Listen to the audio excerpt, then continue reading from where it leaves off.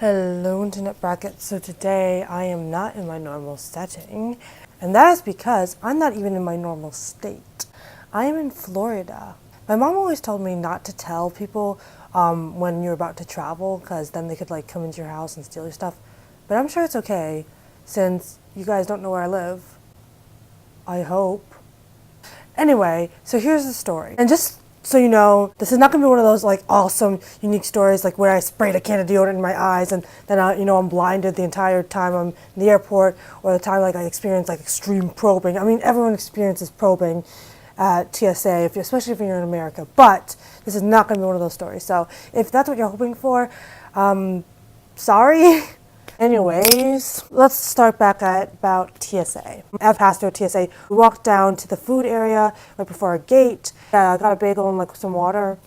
And then on our way down to the actual gate, we passed Dunkin Donuts, and it was like one of those little small kiosks where like you have to pour your own coffee, and then there's like a very small selection of like maybe like 2 different kinds of donuts and like 2 different kinds of muffins.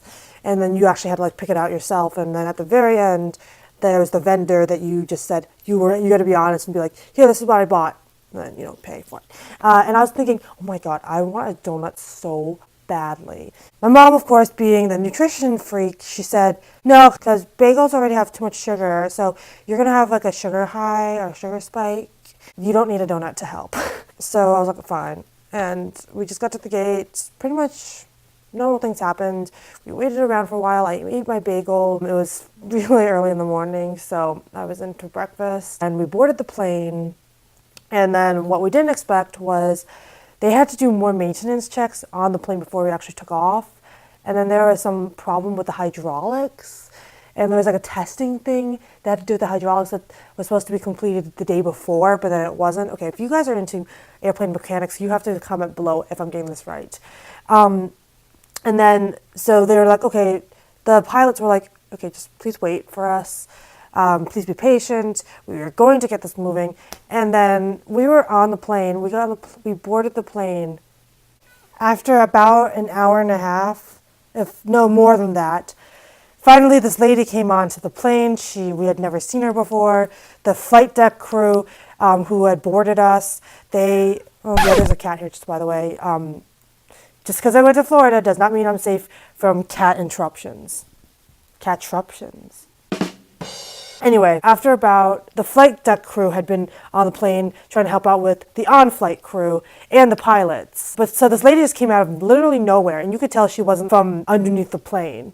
She didn't have one of those vests on. She had like a nice white turtleneck outfit on. She came on the plane. She came onto the intercom and she said, I dread to inform you, but you're going to have to deplane.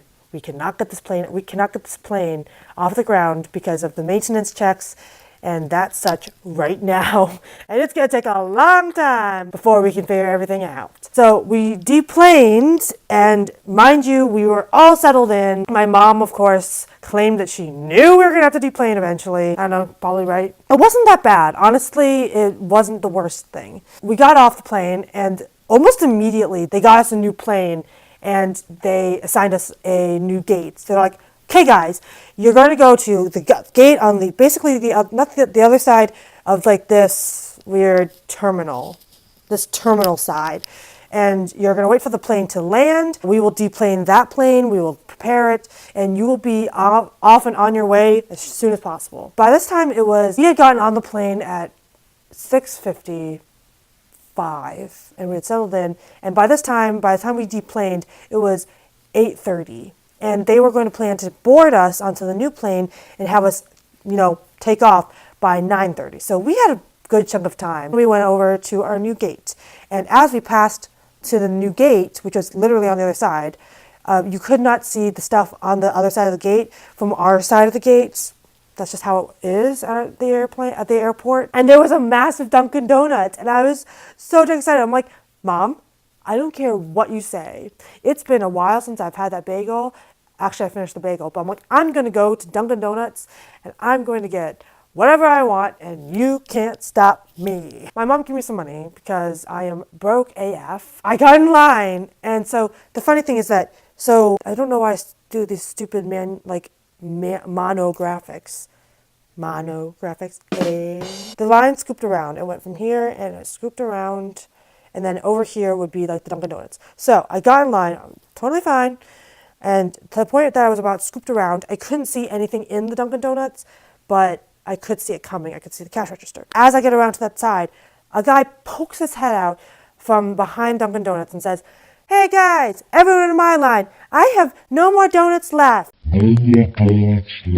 There's just food and coffee." So I'm like, okay, that's fine with me. So I got to about the cash register. And the guy wasn't like even, he didn't even have a line. The only person at the cash register, now there's only one cash register, was a woman. And I was like, okay, this is not the dude's line.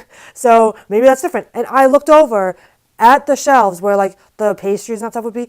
There was a bunch of donuts. And, you know, bear in mind, sometimes they say there's no more donuts left because they have to package the donuts for like some weird order that was a dozen. No order of 6 dozen donuts would relieve the shelves of all their donuts. Just not. That was how many donuts were there. There was more than like 72 donuts on the frickin' shelves. And I'm not just talking about like, 3 little shelves of that all filled up. No. There was multiple flavors of different donuts on different shelves. There were so many. There were even donuts on the side of the cash register. So I looked straight at the woman and I said, "I want that donut over there." And she goes, "No, we don't have donuts." Excuse me? Did you go to school? Do you know what a donut is? Because there is clearly a load of donuts over there, and you're telling me that you don't have any donuts. There were donuts right next to her. There was 2 rows. There was 2 types of donuts, and like one of those like long little trays of donuts. And I'm like, I didn't bother saying this stuff to her because I wanted my coffee, so I quickly ordered my coffee. Maybe they weren't supposed, my mom said maybe they weren't supposed to sell those. Like they had a donut limit of how many donuts you could sell within like these 2 hours, and then you couldn't sell donuts until like 10:30 or whatever. But don't say you don't have any donuts left. You look like an absolute moron. Say we cannot give you any more donuts, or we can't sell any more donuts until 10:30. Do not say that we do not have any donuts. So like, what the heck? Now, it gets even funnier though, so stay with. This is not the end of the story. I am so angry. I want to strangle that woman, and if you, that woman, are watching, you needed to take a lesson in vocabulary and grammar. Anyway, so I just get my coffee, and I'm like super pissed. I'm just like, God damn you shitty like Dunkin' Donuts. Now, I don't hate Dunkin' Donuts.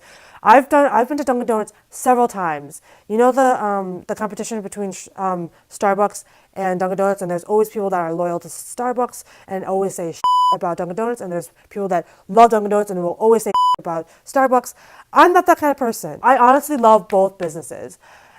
Really, what's ever available at the moment, I will take. But this particular time just wasn't acceptable. I went back to the actual gate. I got back down to where my mom was, and I just sat around, and I'm like, so we finally board the plane, and when we board, the people were like, the pilots and everything stayed the same. It was just different plane. And it was the same exact model too, which was great. And so we get on, and the pilot gets on to the intercom and says, "Right, so thank you so much for, your patience, your tolerance of this horrible situation, and just, as your convenience, we are going to give out free donuts." The flight attendants come around with the donuts, and I chose out one of the donuts that I really wanted. I looked the flight attendant right in the eye as I got my donut. I said, "Do you know where these donuts came from? Did they come from the Dunkin' Donuts right outside?" She said, "I have no clue.